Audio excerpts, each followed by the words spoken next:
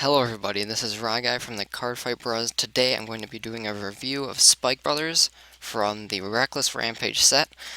I won't be doing all the cards, I'm going to be doing all the cards I feel that are most important to improving Spike Brothers as a clan. So the first card I'm going to review is Great Villain, Dirty Picaro. So it's a grade 4 stride, of course. Its ability is Auto Vanguard, Generation Break 3. You Karma Blast 2. You choose a face down card from your G zone. It doesn't have to be him. You turn it face up. Choose a card from your hand. You put it in the soul. When this unit attacks a Vanguard, you may pay the cost. If you do, search for up to one card from your deck. For each face up card in your G zone, call the cards that were searched to separate open rear guards and shuffle your deck. I just really like the versatility of this card. I love how it's when it attacks, so you can either use it to set up your field, or you can use it as a final turn push, like get 5 rear guards attacks in, or plus. The GB3 isn't really a problem since we have many on flippers. Well, not many. Well, we have Geronimo and Miracle Ace, and Blizza if you want to run him. So he can be used as a second stride. I like you don't have to run 2. You can unflip any card. Karma Blast 2, it's not that big of a problem, and neither is choosing card from your hand and putting it in the soul. While this probably won't be used every game, depending on what deck you're using, but it's a great asset to use in, and I would definitely include one in most Spike Brother decks. Next card we're looking at is Shoot Down King, Miracle Ace. This is a standard Persona Unflip GB2, or second stride, technically, triple rare that most clans get. Its skill is Act Vanguard, once per turn, Counterblast 1, choose a face down card named Shoot Down King, Miracle Ace from your G zone, turn it face up. Until the end of this turn, this unit gets Auto Vanguard. When your rear guard is put into your deck, choose up to one of your units, and it gets power plus 5,000 until the end of your turn. And Auto Vanguard Circle, Generation Break 3, Soul Blast 2. When your rear guard is put into your deck, you may pay the cost. If you do, choose up to one card from your hand and call it to an open rear guard. I really like how this card is designed. It's the combos that you can play off with it are, I mean, how deep you can go into the plays pretty much is really crazy. You have to put a lot of thought into it, of course. It's not really, it doesn't look easy to use just by looking at it right now. I haven't really playtested it that much yet, but I'm thinking what you want to do first is you use the second skill, the GB3, and then the first skill. If you have GB3, of course. My only problem with it is calling cards from your hand. But if it was from the deck, this card would be really overpowered. And of course, this isn't your only utility in Spike Brothers. Well, depending on your deck you use. I mean, you have Picaro. You have, well, if you're running Bloody Ogre, you can use that as a finisher too. Or Dudley's have Geronimo. So once again, I think what I like about Spike Brothers so much now is that there are multiple options you can use to finish your opponent off, depending on what's in your hand and depending on the state of the game. So you're not always focused on like that one bad end break ride to finish them off. You can stride, you can also break ride. There are different, so your opponent basically can't play around you as much. I think I really like that about the new Spike Brothers. You have more options. It's harder to play against the new Spike Brothers because since they have so many options now, and with the fact that they're able to tutor anything from the deck. I'm getting a little sidetracked from this card, but yeah, that's basically it. It's a pretty solid card. Soul Blast 2, it's alright. It shouldn't be that big of a problem. You should probably have around like 6 in your soul, I would say, by the time you stride this. Something, maybe most games. I'm not really sure. I need more playtesting. Let's move on to the stride bonus. Exceptional Expertise Rising Nova. I like that name. And I like his art. I don't really know why, but he just kind of looks cool. Alright, so it's Generation Break 2 Auto Vanguard. Choose a card from your hand and you put it in your soul. When he attacks a Vanguard, you pay the cost. If you do, search your deck for up to one card, call it to an open rear guard, and shuffle your deck. I'd really have preferred for the card called to get 5,000 power, but you're probably not going to use the skill that much if you're running a Nova deck, occasionally probably. So I guess I can't complain too much about it. I just remember Harry's is kind of similar to this card in a way, and he gives the card 3,000 to the card called and the Vanguard, which is neat. But I guess this searches the whole deck, so I guess that's fair. It's a fair trade-off.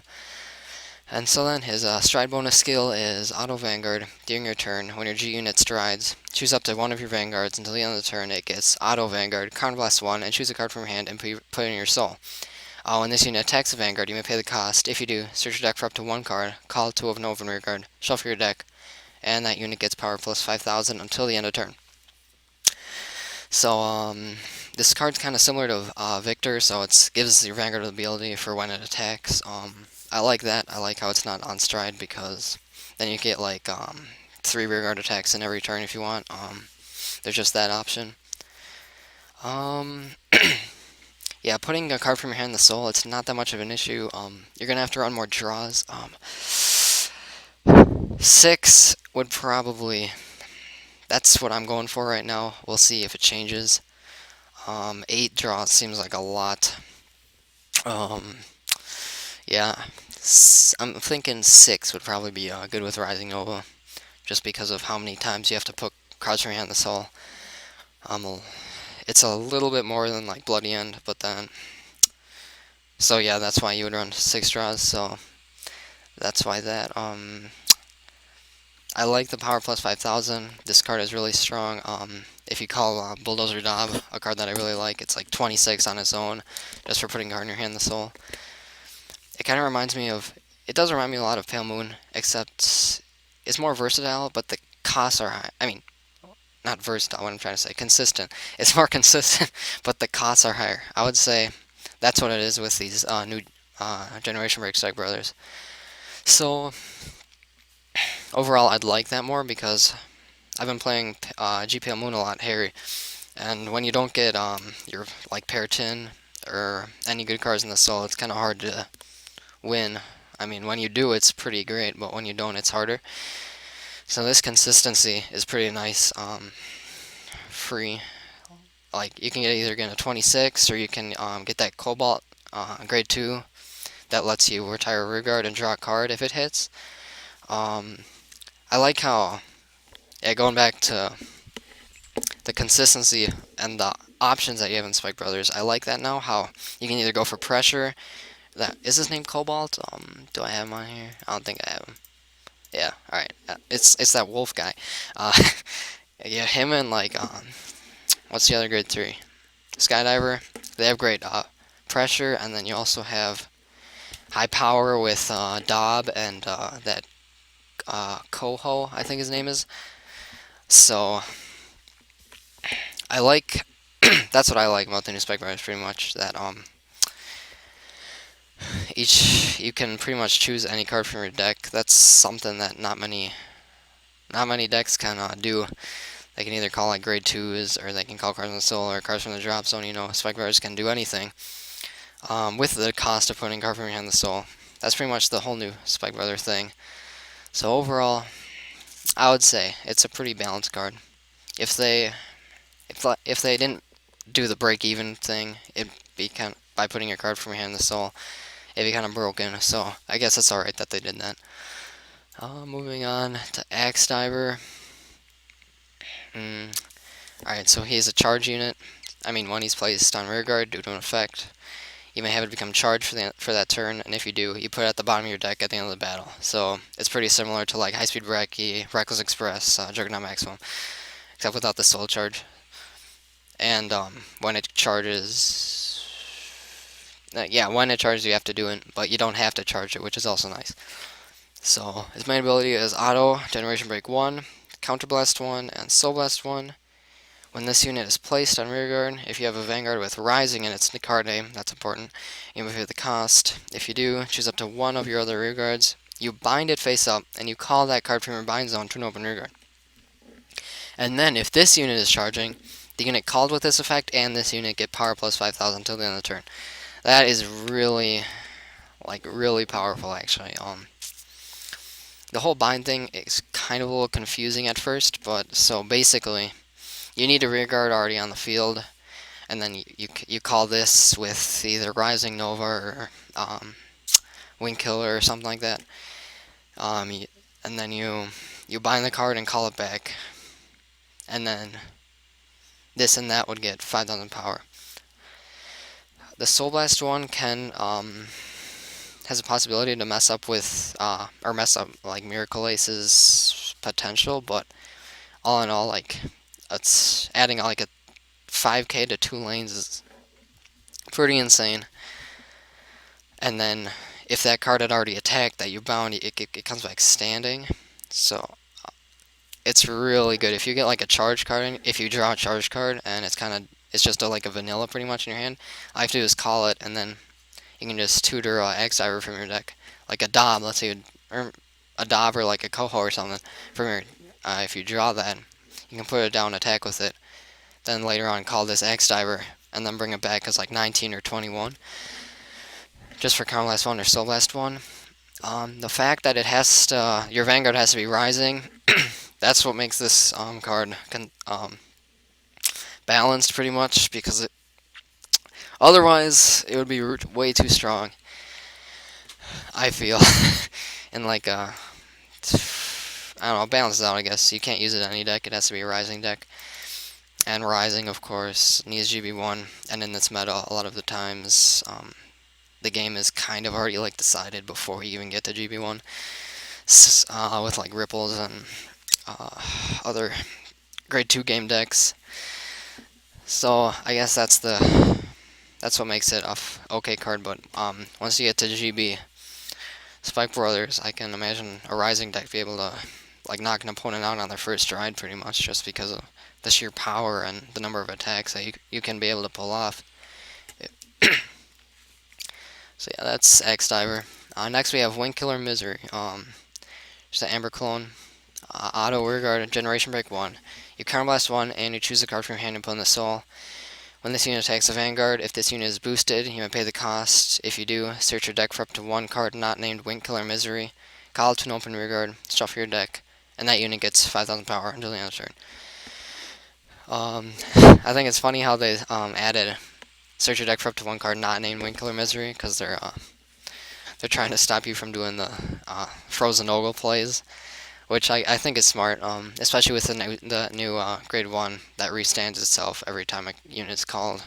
That would be ridiculous. But overall, this card is really amazing. I'm pretty sure this will be played in pretty much at least a few of these cards should be played in probably every Spike Brother deck, in my opinion. It's just goes along with the whole clan, what the whole clan does so well. On a final turn, this is a great card. Running it at 2, even in like Bloody End or Dudley's, is really, really good on your first stride turn. And that 5,000 power goes a long way. And it's just kind of last one. Choose a card from your hand, put in your soul. And this card will also be targeted on the rear guard a lot, just like Frozen Ogle was if you ever called him down. That's all I have to really say about it. It's a really versatile card. Again, search for any card in your deck. I really like that about the new Spike Brothers. Well, I mean, old Spike Brothers did too, of course, but now you can do it a lot more often, I guess, instead of like traditionally it was like the old final turn, and then you had like Mason, which would have had to hit. But now you'll be able to be tutoring cards a lot more often, getting a lot more effects. You can create a final turn when your opponent doesn't even expect it, probably, especially if they don't know Spike Brothers too well. I'm really excited for that. So yeah, that's about all I have to say about her. She's a really good card. Alright, next we have Dudley Jessica. I'm really glad they made this card. Another Dudley grade 3. It's an on-stride. It's just a rare, which is also awesome. So it's so continuous Vanguard GB2. All your units with Dudley and his card name in the front row get 2,000 power. This is really great. I mean, of course, she has Dudley in her name, and she's in the front row, and it's continuous, so she's a 13 on the opponent's turn. So it adds on GB2, so it adds defense to a Spike Brothers deck, which is just like crazy. Like defense and plussing have never been really in Spike Brothers decks until this Reckless Rampage set, which is pretty awesome that they added that finally. So with this, alright, I'll say the next skill first. Auto Vanguard, during your turn, when your G unit's with Dudley and its original card name Stride, you search your deck for up to one card with Dudley in its card name, call it to an open rearguard circle, shuffle your deck, and it gets 5,000 power until the end of turn. This also is a reason why both these together, if you have Jessica first and you Stride into Geronimo, it is, I mean, that turn is really powerful. From everything I've been testing, it's really strong. If it has a booster, you can just do Mason for that pressure. If it hits, you get another unit. Or you can just call, if you don't have a booster, you can just call her, and then she's a 16 or a 21 if you use Geronimo's skill. And then if you use his skill, you get the GB2 for next turn. So she's a really strong card all on her own. I feel in Dudley deck, I would run her with Bad End. So either way, either card you ride, you're on a good grade 3. I'm thinking that this might be the best or most consistent Spike Brother deck to run. I am not sure yet. It's either going to be I'm Rising, this, or Bloody End. Bloody End might just still stay strong because of its final turn is just so utterly powerful, but Dudley Jessica has a great first Stride turn, and accompanied with Bad End, I think. With Good End, of course, there's a lot of versatility, a lot of choices you can make. Its early game is pretty strong too, and you have the Break Ride if they stay at grade 2. So, I don't know, I just have a really good feeling about this card. That's about it. The plays you can make with it are great.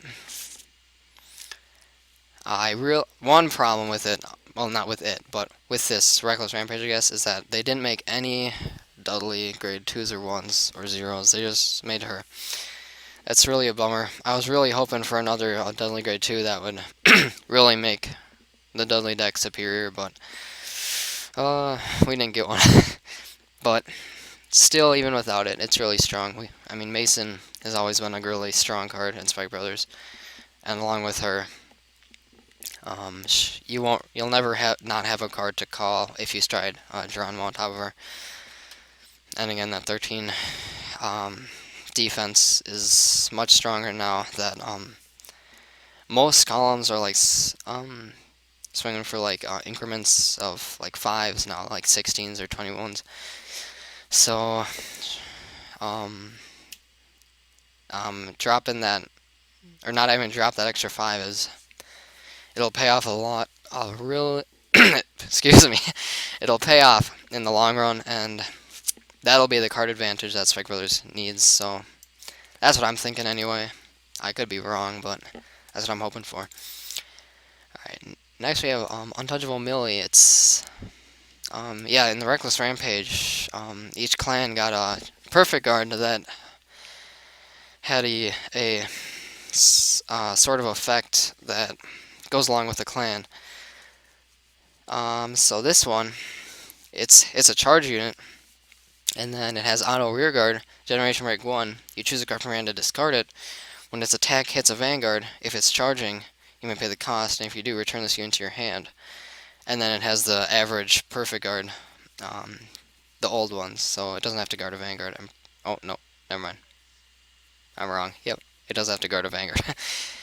But so yep. The thing about this is when it has to hit. I don't. That's probably why I wouldn't run this card. I mean, the pressure is pretty strong, but it's like a 6k, and it can get 5k from Rising Nova maybe, and 5k from Miracle Ace if you call it with Wink Killer. 5k, I don't. Yes, it'd be like 16 on its own.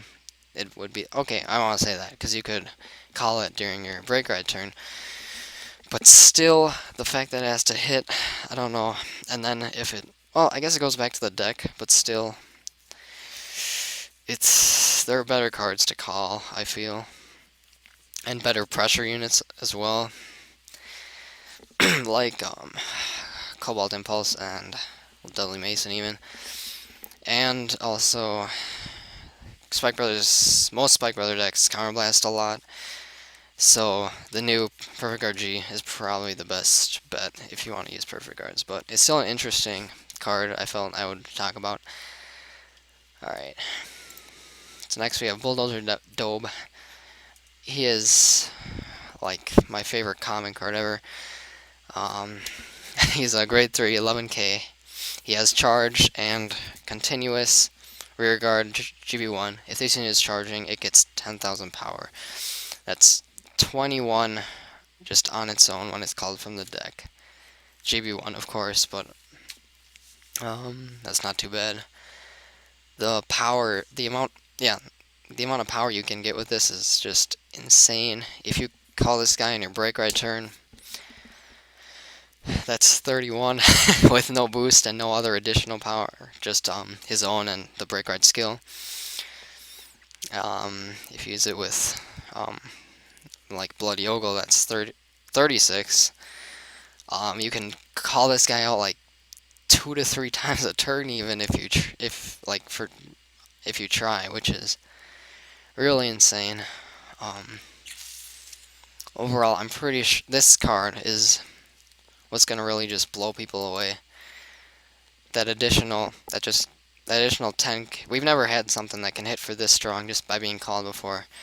I feel this is a real game changer.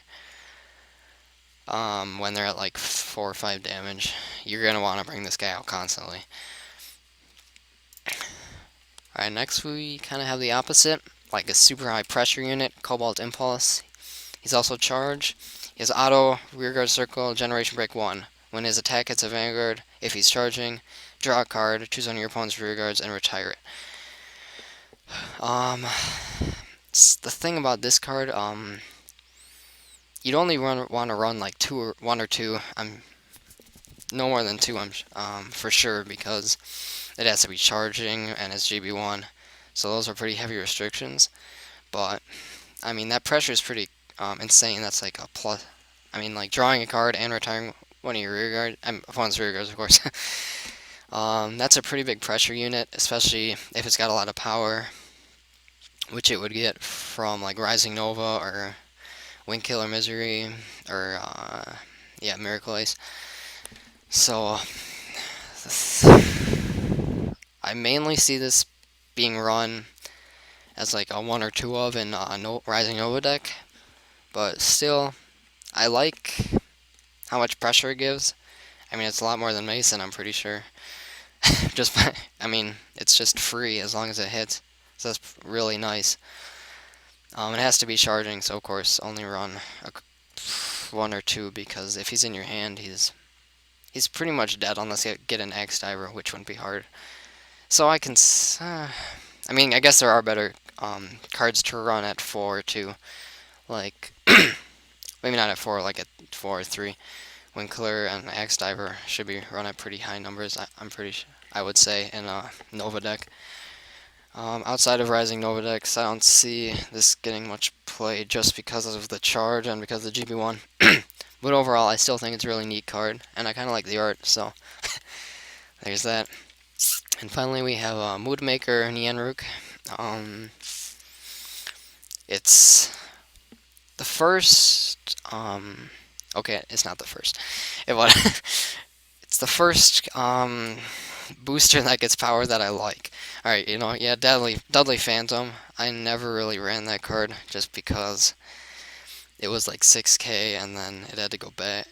I didn't really like that, but this card I like because of the art and because of the skill.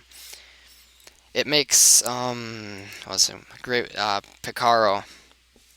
It's a really good card to call from Picaro too, because Picaro is calling 3 cards at minimum, so you're gonna have to call a booster. So you might as well call this guy because of the 4K, and then giving 4K to another thing when it goes back in the deck. Of course, I'll say skill, continuous, rearguard circle, generation break 1. If this unit is charging, it gets power plus 4,000, and when this unit is put into your deck from rearguard, choose up to one of your other rearguards, and it gets 4,000 power until the end of the turn.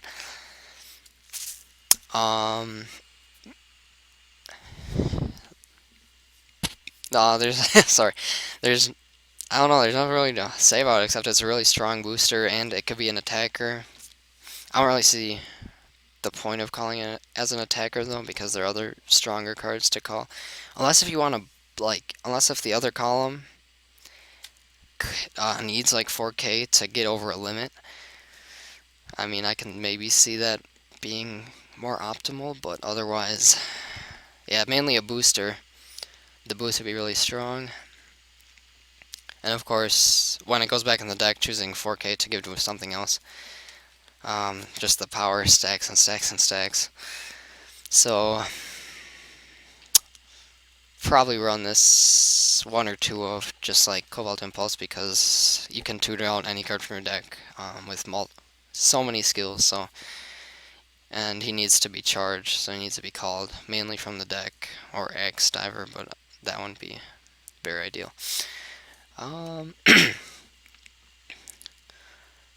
I like this card flavor, and yeah, the card just like a little cat with like the 3 tails is pretty funny. Once again, I don't see this being run outside of Rising Nova decks, just because like Dudley's and Bloody End have better grade ones that they need to run, but again, this is still a really interesting card, and it's kind of new to Spike Brothers. Alright, there's one last card that I forgot to put on my many tabs up here, and that is Frog Raider. Alright, so it's grade 1, 7K. Auto, rearguard, generation break 1. When your unit with the charge ability is placed on rearguard in the same column as this unit, due to an effect from one of your cards, if you have a Vanguard with Rising in its name, stand this unit.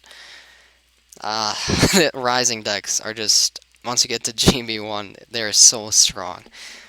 You have this on the field, and you're going to have multiple attacks in one column, and you just continuously add the 7K to it. It's pretty ridiculous. Like, once again, Spike Brothers haven't had anything like this before. It's similar to the Nova Grappler one, only I would say this is far better just because of the power that it applies consistently. Every single attack, and in Spike Brothers you can get a lot of attacks. Especially I can see this just being detrimental when you stride Miracle Ace over Rising Nova. Once again, it has to, just like X Diver, it needs Rising, a Vanguard with Rising in its name, so unfortunately you can't play this in any other Spike Brother decks except for Rising Nova decks. But still, this is a great asset to a Rising Nova deck, which might make like the deck actually really competitive. This and X Diver are just really powerful cards that can only be for that one deck. So I'm pretty if you're playing against that deck, you have to play smart, or else you're gonna lose pretty quick. Similar to right when Bad End came out, you had to play smart against that. You have to play smart against this. So those are my thoughts on all the new all the cards that I think are the most important coming from Reckless Rampage. If I missed any, just let me know in the comments or something. Tell me how you feel about these cards, and yeah, I'm really excited. I'm really hoping Spike Brothers can become the feared clan it once was back in the day when, yeah, Dudley Emperor. My favorite card. Still my desktop right there. He's awesome.